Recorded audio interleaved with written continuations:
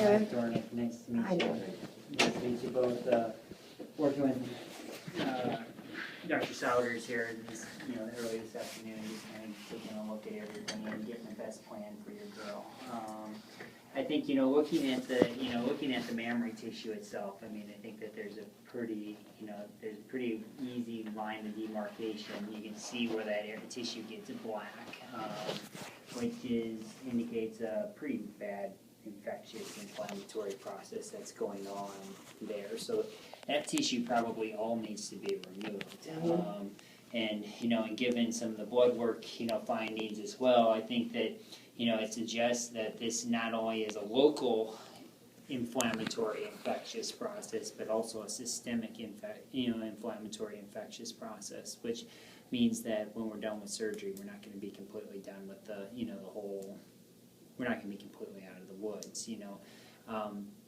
Well, I think from a surgical aspect, surgery is probably going to be the first step in treating this, and then treating all the other systemic manifestations that go along with the infection, this potential sepsis, that type of thing, is going to be a major component in the post-operative period. I think probably from a surgical standpoint, one of the concerns is how inflamed is this tissue, how irritated is the tissue adjacent to it going to be, is there going to be enough tissue to even close, is the tissue going to be healthy enough to close.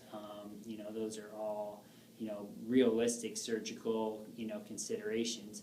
I think we're probably looking at on that right side needing to remove probably at least 2 full mammary glands, and it looks like the skin adjacent to them is a little bit also compromised. So probably two full mammary glands plus a little bit more. On the left side, there's also a mammary, teat that also is, completely looks like it's devitalized. So that's something that would also, need to be removed. So I think, I would prepare you for the fact that it's something where she could come out of surgery and just have an incision, or she could come out of surgery and, we haven't closed anything, and this is all packed with bandages and bandage material to try to get this tissue healthier so that she can when we do close it, it has a better chance of actually healing and not opening up. I think giving her body conformation, healing in this area is always a little bit risky, and then you start taking into account her body conformation, the fact that we're going to have the incision might have a little bit of tension on it from trying to close it. I think she becomes a dog that's at risk, regardless of the scenario, for a portion or having some degree of incisional complications. So that's something that we'll have to watch pretty closely, in the early post-operative period. Plus, her protein is low in her body, and protein is one of the major components to healing. So if we don't have the building blocks to help heal, it becomes an uphill battle or an uphill struggle. So. Is that something she could get with an IV though? Protein? Protein probably not. I mean, I think it's getting ahead of the infection and getting her.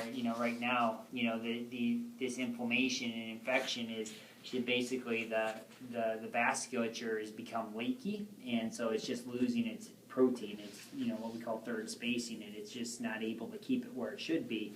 So you got to get on top of the process before that can be reversed. And then I think we're talking about anesthetizing, a bulldog, and not only that, but an overweight bulldog. And I think that I'd be a fool if I didn't talk with you about some of the major concerns and risks that go with that. Everything from aspiration pneumonia post-operatively to dogs that die, unfortunately. So.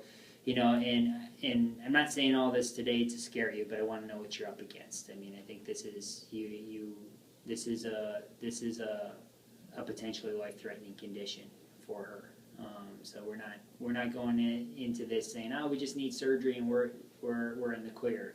This is we need surgery. She needs to recover from anesthesia without complications, and she needs to make it through the next 3 to 4 days, of probably critical care before any of us would be willing to say she's going to be heading in the right direction. And that's not to say that we still aren't going to potentially have some incisional issues, beyond that. So, so just kind of wanted to touch base with you and know what, so that you know what you're, faced with here, or what we're recommending. I think if we could close the incision, and from that standpoint, I mean, surgeries, you're probably looking at, a $2,000 to $2,500 surgery, somewhere in the ballpark there. I think that if we're unable to close that incision, then I think, you're still looking at probably somewhere $2,000 to $2,500 for surgery, but then there's going to be, quite extensive bandage care that goes with this, every day. So That's the pre-op after that. Or post-op. Post-op, yeah. So what would we, is the estimate correct? So tell me what you have for estimate from a surgical standpoint. What you just said. Okay, yeah. But I think that if bandages and that type of thing, in the post-operative period, if we're changing bandages, just depends on what we need to do.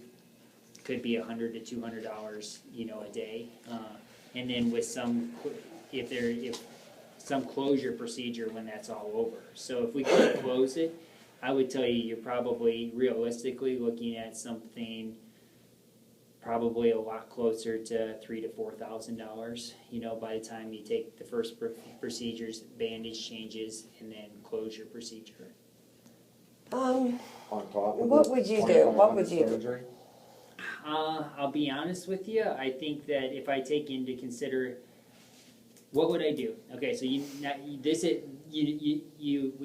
realize we can offer you all these things, but then I think I also, when I take a step back and I look at this, look at the scenario and look what we're up against. I'm going to be honest with you. I think we're up against a pretty steep hill, and I think that there's the potential that this has just as likely of a potential to not go well as to go smoothly. And I don't say that to scare you. I don't say that to try to be, but the last thing I wanted to tell you today is bulldogs are very, very, very, very complicated, type of dog in itself when it comes to medical issues. And then when they get sick and then need anesthesia on top of it all, it becomes even more complex. So I guess what I would tell you is I'm not here today to tell you that we can't do all this, because we can't. But I also want you to be aware that we could do all this and we could still unfortunately end up with your girl passing away. Now, what about her being septic? Because the people said that she already was at the last clinic. I'm not saying they're right or wrong, I don't know. Well, they called it septic mastitis. So Right. does that mean that she's septic, meaning that there's no her- point in doing the surgery because I she's think her septic? blood work is suspended. I mean, being hypoproteinemic, so low protein level in the body. Her degree, she's clinically symptomatic, and with, not only with that, but she has a white cell count of over 40,000. So I think I'd be very. It would be very. I think it'd be incorrect for me to make the assumption that she's not septic.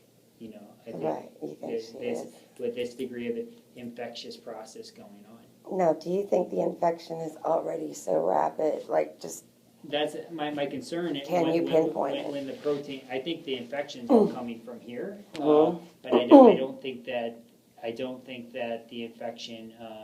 I think the infections all coming from here, and I think that's probably the majority of her cause.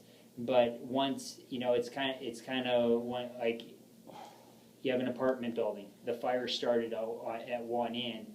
Now the entire apartment building is involved. Does it really matter where it started? That type of scenario. Because even if you put the fire out in that one building, you have all this other problem that's going, or the one apartment where it started, you have the secondary problem going on. And that's kind of the scenario we have here, where we can go put out the fire here, but we have so much else going on and other predisposing factors that it might keep us from being a dog that makes a full recovery, at least without an uncomplicated manner.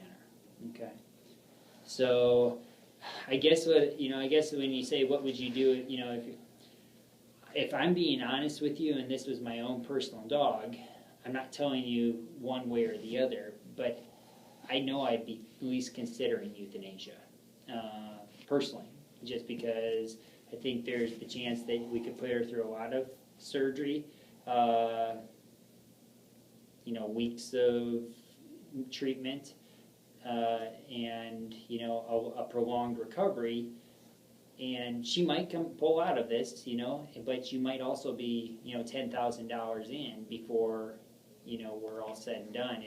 If the aftercare gets extensive, if the surgery gets extensive. So I think that's and that's part of what my job is, as a surgeon, is to come in and tell you, hey, what are you up against, and being honest with you, without and I don't want to make it sound too dim and grim, but I think it's also, I need to let you know what you're up against from a very honest perspective.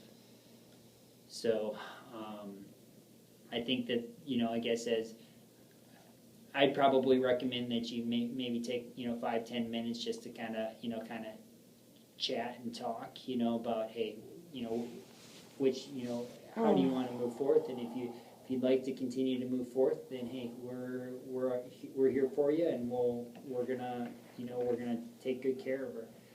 But I don't think that there'd be anything wrong with, like I said, my own dog. I'd be thinking about it personally, whether or not, realizing what we're up against here, whether I wanted to put her through that. So. What do you think her chances are? I'm probably going to tell you her chances for survival without complications, or chances of just survival? Survival. Chances, I would tell you, probably 60 to 65%. What about with complications? Survival without, I think there are chances of going through this completely with zero, no complications, 10-15%. No complications without pre-care. Without, yeah, Post. so with the post. So I think one of two things, and I'm including complications as being, hey, we're not able to close this at the surgery. So we're into the more extensive post-operative But if you can't close it in the surgery, then it's... You're probably realistically looking at $3,000 to $4,000 just for the surgical aspect of it. Yeah. On top of the 2,500. Well, I guess that's what I would hope. I would hope that would all kind of, so 2 to 25 for surgery, Right. and then I'm thinking probably potentially $500 to $600 for bandage care, and then you'd probably be looking at another. Well, it'd probably be $1,000 to $1,500 for closure. Yeah, so you're close to $4,000 or a little bit better. But that would be for everything. That would be for everything, for the surgery side. For the surgery side. And then post-operative, you probably go for to treat the fire in the other, apartments. You're probably going to be dealing with the ICU unit, so that, and to manage the sepsis, and that could be, Dr. Souders can give you a better idea Yeah, of we're that. looking at $1,500 to $3,000. On top of the 5? No, On top of the surgery, yeah. So, I mean, I think that, and like I said, we can do whatever, the direction that you'd like to go, but realistically, you're probably looking at, you have a bulldog here that, if you had 3,000 to our upper end, that's, closer to 7 to 8, so the question is do we have a scenario here where you realistically could be spending anywhere from probably $5,000 to $7,000-$8,000 in care, but by the time it's done, not right, absolutely all that today, but we get 2 to 3 weeks down the road, that's probably what you're going to have invested. And Do you think she could be here 2 weeks? I'm thinking that sometimes these very sick dogs are in our hospital 7 to 8 days with no problems. With that's very realistic, yeah. 7 to 8 days before they can go home. would you know better if you did the surgery? Would I you be think- able to know better? I or- don't think that doing the surgery is gonna change a whole lot. I mean, I think because Okay. I think we're just as big of an unpredictable factor is gonna be what happens after surgery, with the rest of her body. Oh, I just don't know what to do. So, but, what I can let you guys do is, you guys can kind of talk it over a little bit here. How did this come about? Has she always been septic or? Nope, I think that she probably got an infection associated with her mammary glands and, and because of it, it just kind of is something that started probably as mild, but then it can get bad real quickly, so that's probably how it came about. Okay. Want to do it? Do the surgery? Yes? Okay. Okay. We're going to do it Okay. because we really offer so much. And I don't know how we're going to afford it, but Okay. What I'll have you guys do is, I'll have you walk up front with Dr. Sowers. Dr. Sowers walk up with you quick. We'll get it. Did you get a deposit? I believe it. Okay, so then we're good there. I'll go back. I actually am not in the operating room this afternoon. I'm actually one of the surgeons that's talking with owners and that type of thing. So I'll direct it, her to, the first available surgeon, and I think it'll be Dr. Anderson. So, and then he'll when he's done, he'll touch base with you. Okay. so do you know, give us an idea of, so long how we know she's, doing good? I would is there tell you when we're gonna probably get started, we can have somebody let you know when we're getting to get started. And then I usually tell people, no news from us is good news. It could be an hour, it could be 2 hours, 2.5 hours before you're hearing from us, okay? And then when we're done, the doctor will definitely be up talking with you, Okay. okay? All right. Okay. Nice Thanks, to meet guys, you. nice to meet you both, all right? Thanks. I'm sorry I had to come in and meet under such circumstances, but Yeah. just wanted to make sure that you were kind of aware of what was going on here too. Okay. All right. Thanks, guys. Thank you.